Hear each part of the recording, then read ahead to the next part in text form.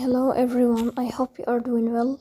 Today we will talk about how to fix or how to solve the problem of Aloha app very good settings.